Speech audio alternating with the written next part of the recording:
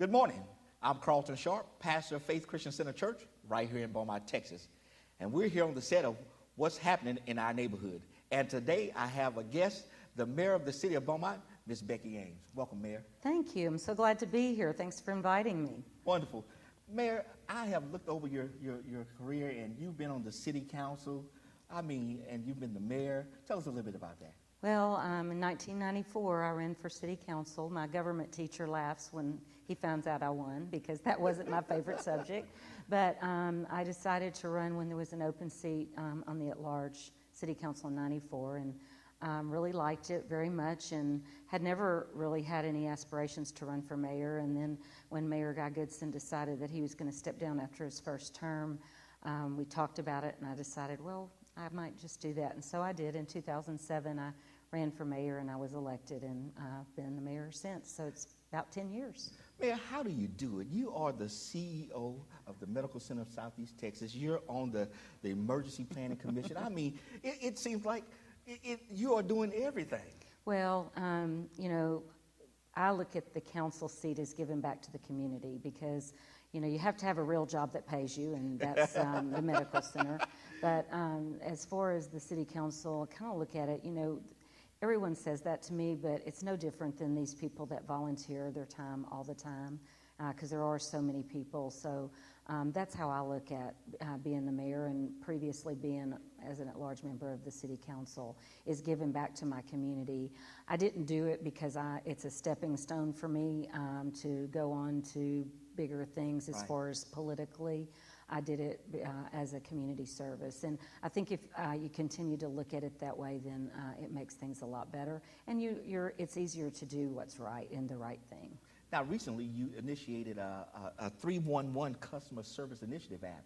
Tell us about that. One of the things that I was hearing quite a lot from our citizens was that if they were in a neighborhood and they had a junk motor vehicle or, next door, and it was just bothering them, or they're driving down the street and they see water coming out of the middle of the street shooting up, and that they didn't really know what to do. What department do you call? It's really confusing if you don't work within the city. And so I went to a conference where they had kind of like a 911, but it was a 311. It was a customer service hotline. So I brought it back to City Hall, and I talked to the city manager about it, and it was very expensive to buy. But we went straight to our IT department, and they were able to do the same thing.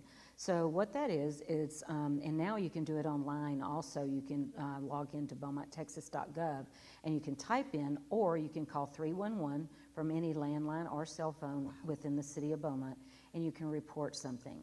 And then the latest is there's an app, and if you put in Go Request, like in your app store in your smartphone or your iPad or whatever you have, if you put in Go Request, it asks if it can use your location, and you should be in Beaumont when you do that, and you say yes, and then you can load that app onto, and then you can take a photograph, like if there's a pothole or something that you want to report, it goes straight into that 311 system, and it's been so successful that just recently, in the last couple of weeks, we've extended the hours of a live person. Okay, so once the person reports via the 311 or online or on the app, right? So what is the city's response? Well, the operator that answers will send it to the right department, and because they know who to send it to, that's part of their training, and then they will monitor it and they will get back with the customer. Now, if it's on the app, you can follow that all the way through the process if you do it on the app. So it's like a work order. It is, exactly. Okay. That's monitored.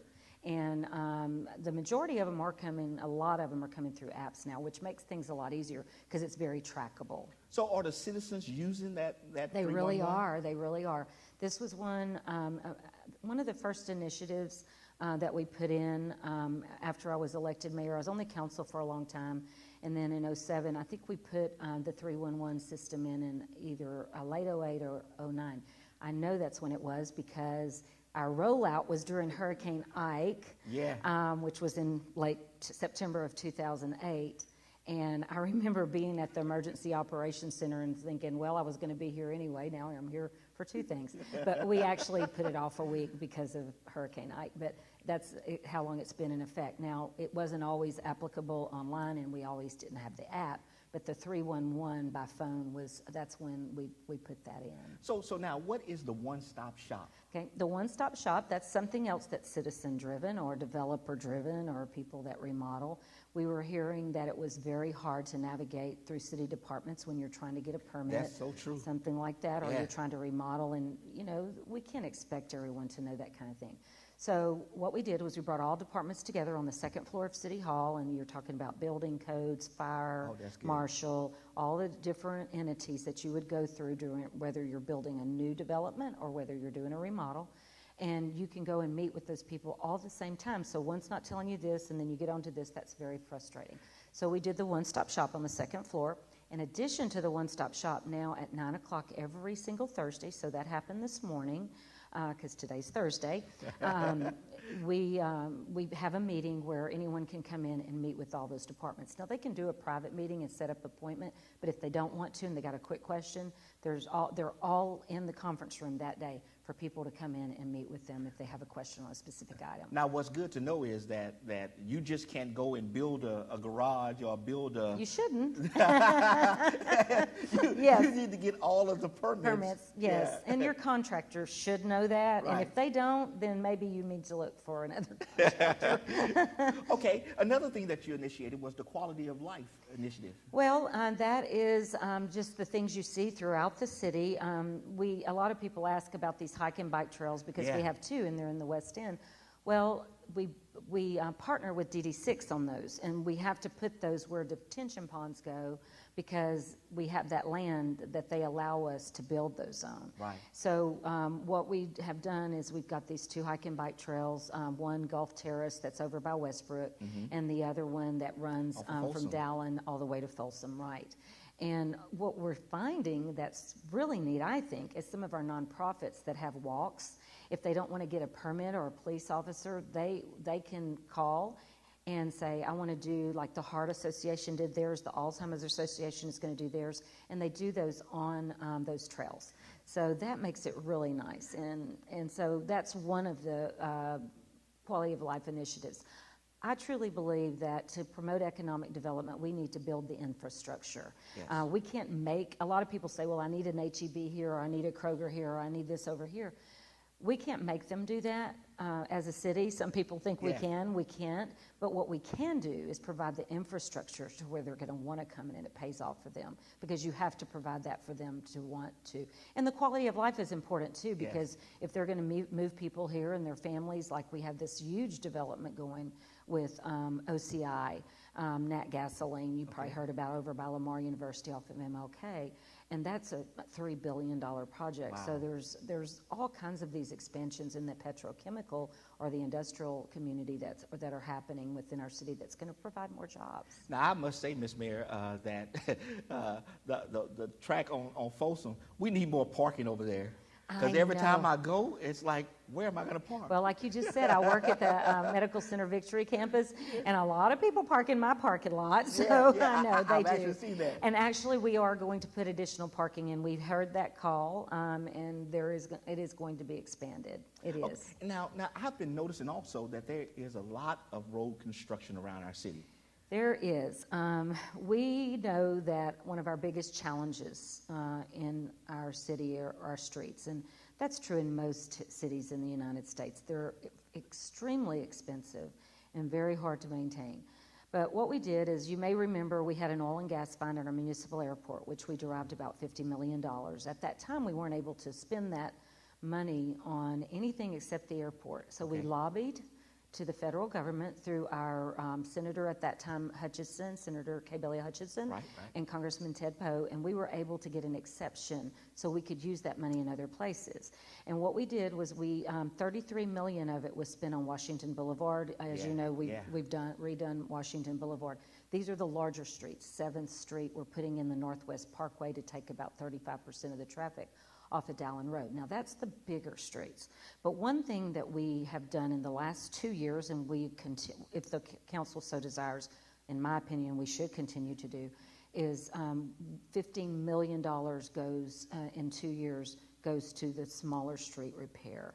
And we assessed every street in Beaumont, and everyone thinks their street is the worst, or the streets they travel are the worst, but believe me, It's all over. Because I was going to ask that question, what is the determination to whether this street or that street gets redone? What we try very hard to do, and it happens most times, we could show you a map, is we look at how much it's going to cost. First of all, if a street is in real heavy deterioration, but you've got one over here that's not as bad, if you continue to let that one go, it costs a whole lot more than it does, to keep it maintained. So that is one thing. But we're very, very, very serious about spreading it throughout the city. And a lot of people don't think that happens. It really does. You have 4 ward council members that serve those wards, 1, 2, 3, 4. Right. And so we try very hard to make sure that the equality is there, that we make sure that it's equal throughout the city.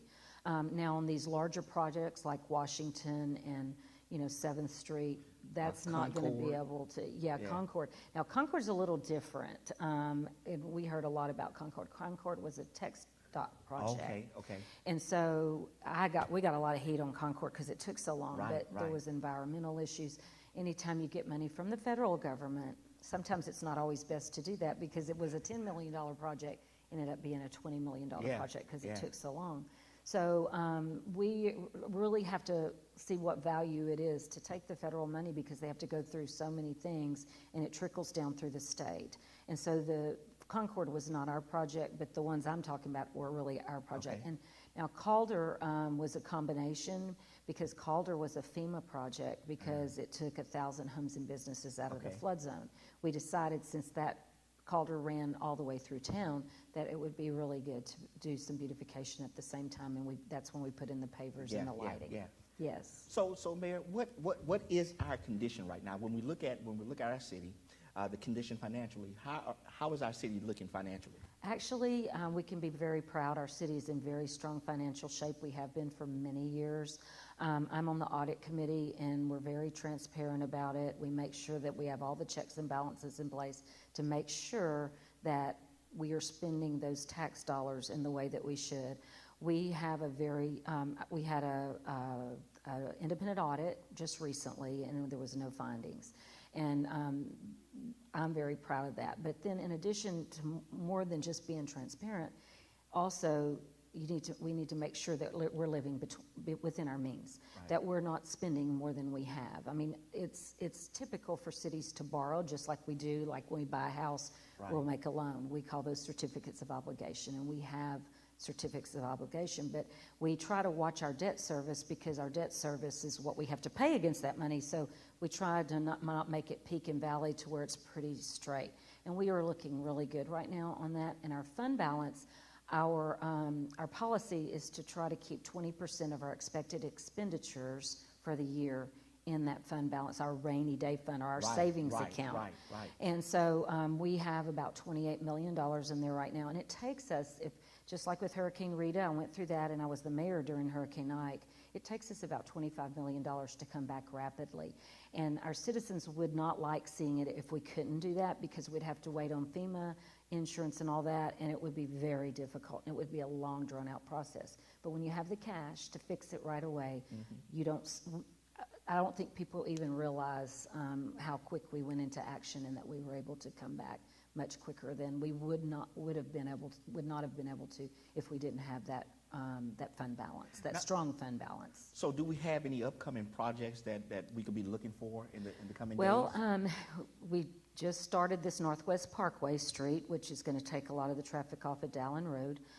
We broke ground on the Best Year Center over adjacent to the event center in Which downtown is very Beaumont. beautiful. Yes. Well, if you go to the event center and you look, like if you're looking out toward the lake and you look over to your left, there's fencing, and that's where that's going to be. Okay. It's going to somewhat mimic the event center as far as architecture, so it's going to look really nice. And that takes the place of the Best Year Center on 4th Street, which mostly is senior citizens, but it's open to everyone. Anyone can go there that wants to go there. And we were very lucky, too, that we had an anonymous donor that gave us the money, or the majority of the money, to put in that skate park, which our young people are really enjoying. That's nice. And then right across from the lake is the Rotary bicentennial playground. And Yes. so we partner with Rotary. They built it, and we maintain it. So that's a city park now. Well, I tell you, the event center, I mean, it seems as if it stays always filled. It's unbelievable. 2 years on weekends we're booked out. Wow. Yeah, and it's a great venue. It's a beautiful venue. People like it, whether it be for corporate needs, weddings, love it, but there are all kinds of things in it. It's funny because you never know, and when you're in this position, it's hard to know what's best. And I remember when we started building that, I was getting these emails, and they weren't real nice. It was, you're building a ditch downtown, the lake was a ditch. But you just got to try and just do what you think is the best for everyone. And this one turned out, so I'm really happy about that. We're looking at Riverfront Park right now. We've done some improvements there. And one of the things the council is going to be looking at soon is putting a food truck park near the Riverfront Park, so that we can have, like we have the lunch at the lake right now on Mondays. So we have a venue for that, and also a bandstand out there, so we can have outdoor entertainment down by the river. So there's a lot of things upcoming that are quality, as I would call quality of life initiatives. Over the last several years, about 10, we put in these community centers throughout Beaumont, Right. Central Park, Terrell Park, Rogers Park, and then by the Johns Library over in the north end. Right. So we've tried to do those small community centers all over town too, which have been very well utilized. Well, I'm so excited to have you here today, Mayor. Well, listen, Thank you. there are so many good things that are happening in our city, and I want to thank Mayor for coming to be a part of what's happening in our neighborhood. I know that if you just get involved in what's going on, you'll see more things to come. So again, I want to thank you for joining us today on what's happening in our neighborhood, and we'll see you next time on the broadcast.